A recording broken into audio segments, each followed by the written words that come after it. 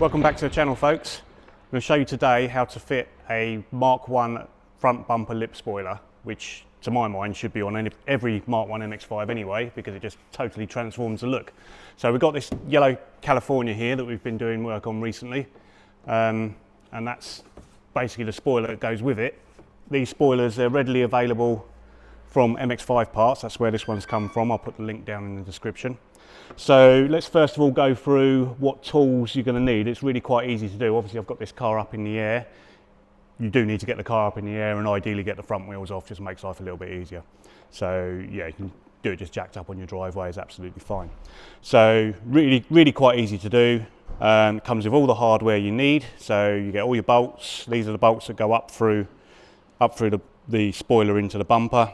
These ones go onto the end of the spoiler, into the side of the bumper, and these two go through to the brake ducts, but we'll go through all that in a minute. And then you've got some clips which sometimes are needed, sometimes aren't. But I'll show you where all that goes in a minute. You're going to need a ratchet. Well, maybe not a ratchet actually. You might just find you just use a couple of spanners. So it's all 10mm. So 10mm socket. We've got an electric ratchet here because that's easier for us. Two 10mm spanners. A ratchet spanner makes life a lot easier. Phillips screwdriver. I've got three different drill sizes here, but these are for the screwed in, these screws here. I've got a 2.5 and a 3 there. I'll work out which is best in a minute.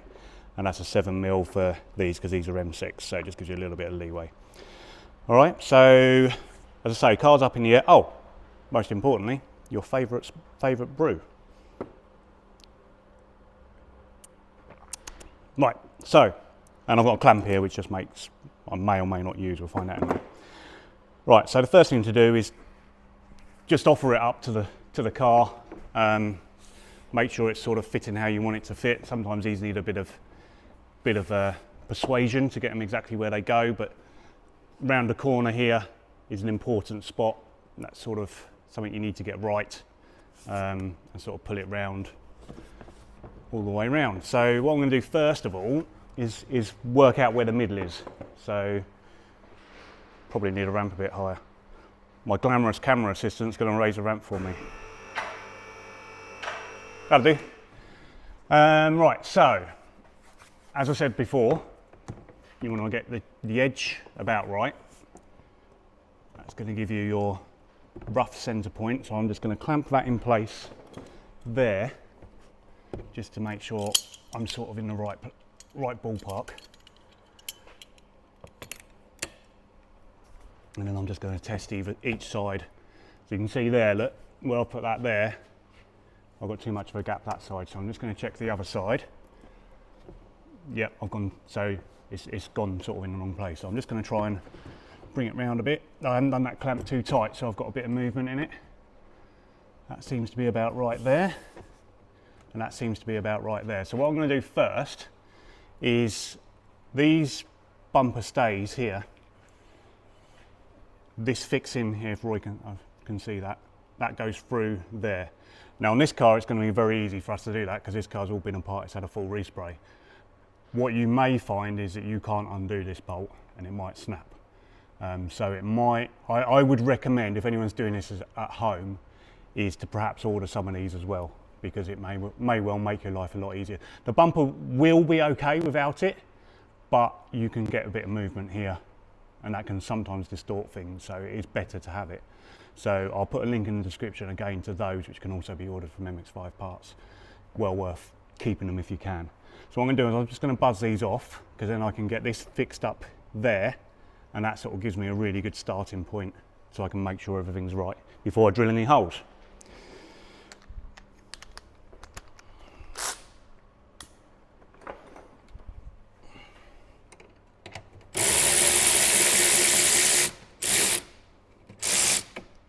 Oops. Let's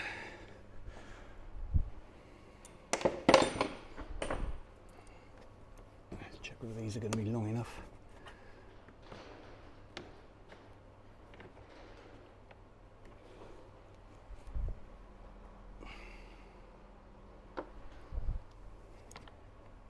I'm just going to open that hole out a little bit just to make that go through there. Can you chuck this a lot? Yep. So yeah, that bolt didn't want to go through there very well, so I'm just going to open that up.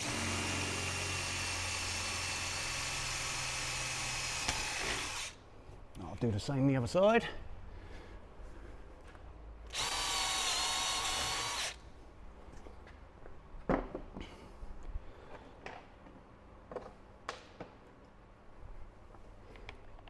Much better.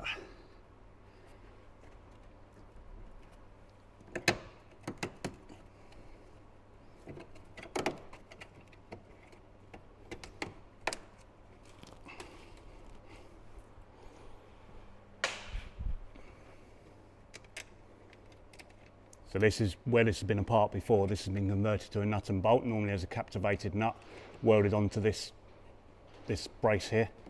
So it's normally a little bit different, but for the purpose of this video, it doesn't really make any difference. As I say, if you get them, you won't have problems anyway.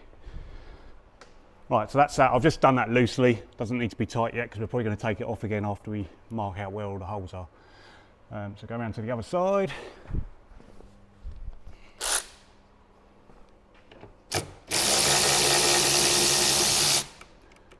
That one is original, so we managed to save that one when we took it off, which is quite unusual. It did take some effort.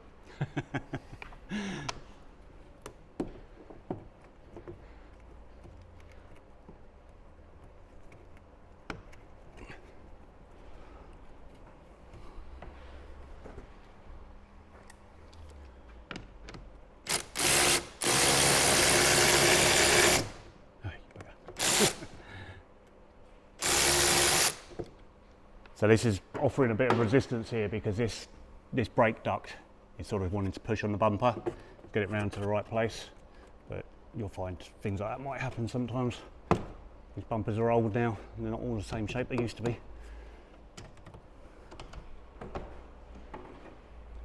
Sacre bleu.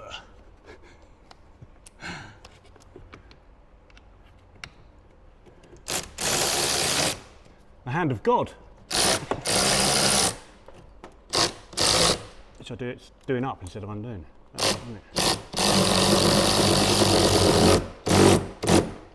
There we go. So loosely in place now. I'm just going to release this clamp because this clamp, the part of the reason that might have been a problem there is it might be too far this way.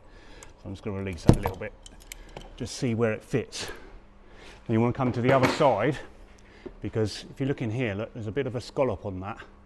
And the idea is that that hooks over the front of the bumper slightly, just like that, rather than like this. See the difference? Just sort of wants to just hook over it very slightly. Some of my new paint's come off, Roy. It's on the other side of the bumper. It's not a problem.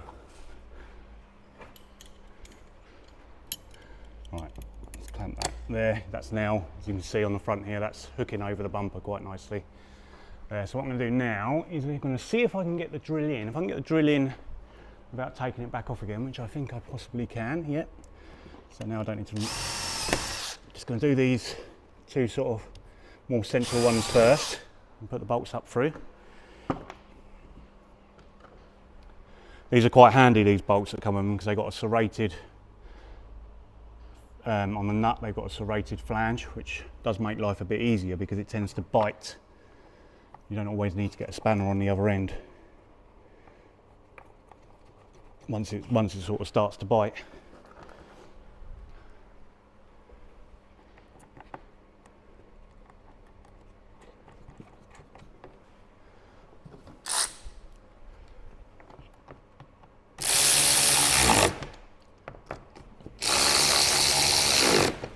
So now we can release the clamps.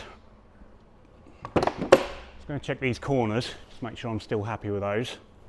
Happy with that one. I'm just going to put the screw in the end of that one and this one. I'm happy with those. So this is where I'm going to check whether I need a 2.5 or a 3 mil because you obviously need your pilot hole, but you also want to get a nice bite on the screw, so you don't want to drill too big a hole. I'm just pushing that up and making sure it's nicely closed up, and I'm going to drill the hole towards the top of that hole so that when the bolt goes in or the screw goes in, it's always trying to pull it upwards.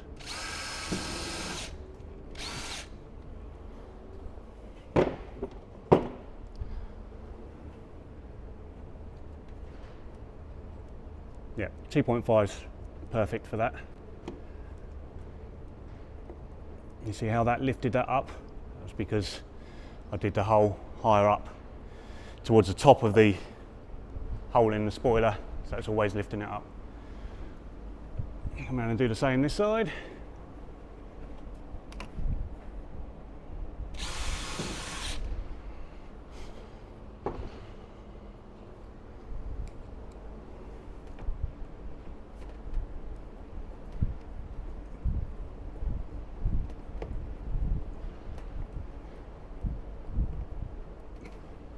Don't sort of do this up too tight, just do it till it's tight, because if you keep doing it, you'll pull the material out with the thread and it won't bite anymore. So not too tight on that. And now I'm just going to put my 7mm drill bit back in, buzz around and drill the rest of the holes to fix the spoiler to the bumper. Just checking that front again, just making sure that's where I want it to be. That scallop part only really happens from here round. There, if you notice, look, it's more under the bumper. So as it comes to this point, it starts to hook around the bumper. It's only subtle, but things like that make a big difference to how something's fitted.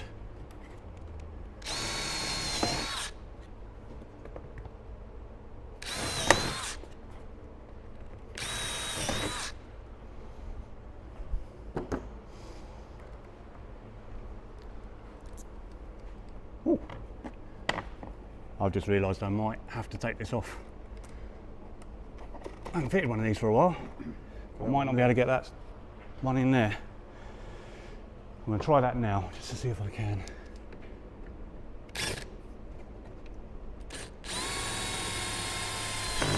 Yeah, got it.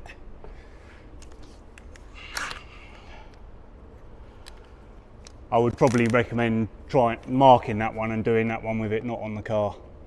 It's a little bit tricky. But you can do it on the car like that.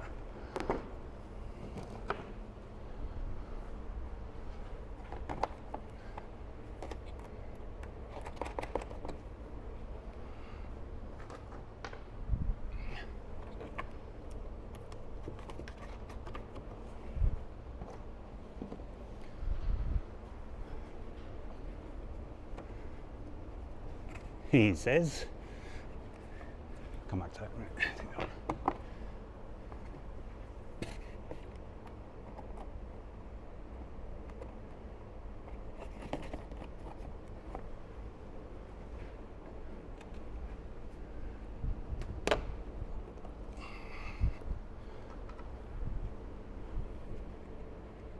So I'm just going around and sort of loosely putting these on before I tighten them later.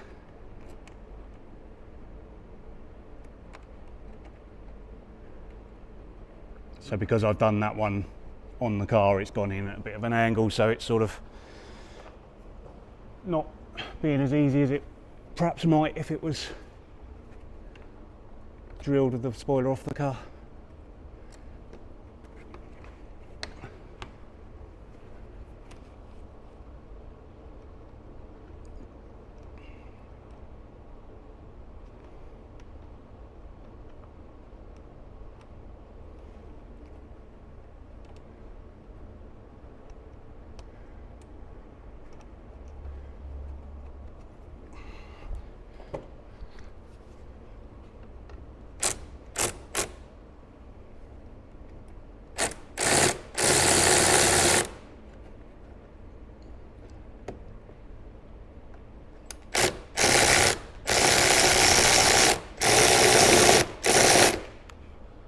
Got it.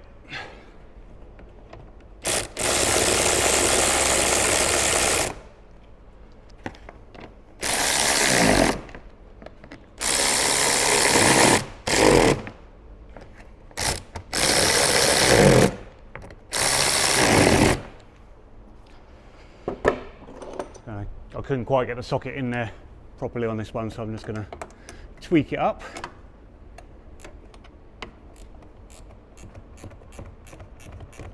That's where a ratchet spanner really comes in handy.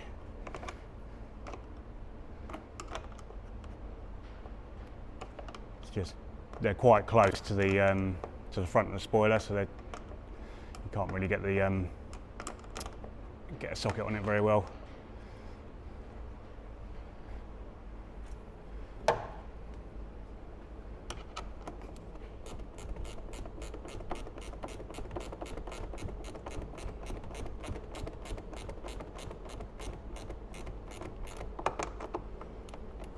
Okay, that's that. So the next bit is to attach these brake ducts to the under tray. So I'm going back to the 2.5mm drill bit again. Again, pulling on the inside, so it always tries to pull it in.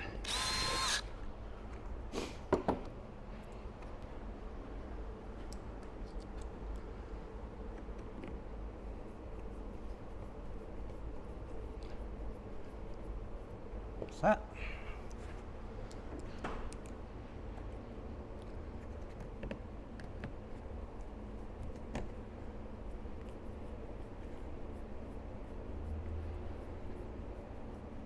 There goes that one. So that is pretty much it. The last thing you've got is these clips that, you know, sometimes you need them, sometimes you don't. I'm probably going to try and put some there because there's a little bit of a gap there. So I'm going to see if I can get one in there. They won't always go in anyway, to be honest with you.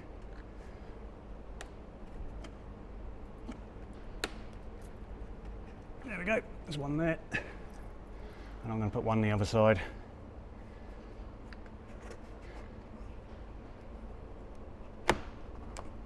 They just push on and they sort of bite in once they're on. I might put one this side as well here.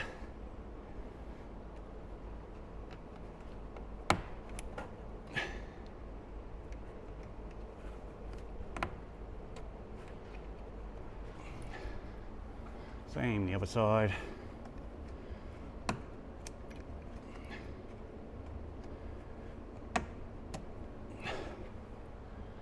And just because I've got them, I'll put one there. Or not. Maybe I'll put one there. That's it. So, really is quite a simple job. Even on a driveway, I wouldn't expect it to take you any more than an hour to do. Provided you get all your tools and equipment blinded by the light. So if you come around the front,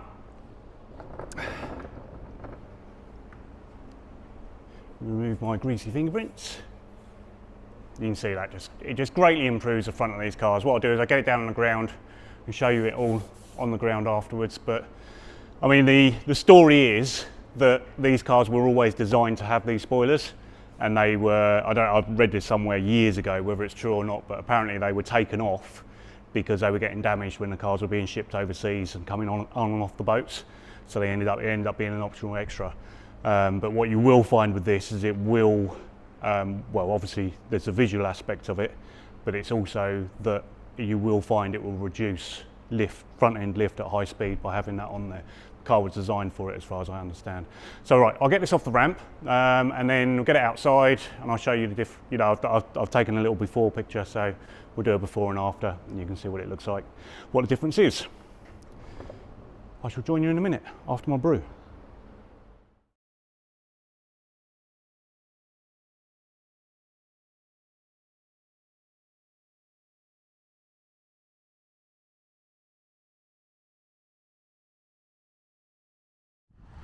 Okay folks, so thanks for watching. As you can see, that looks a lot better than they normally do, but or a lot better with the spoiler than without.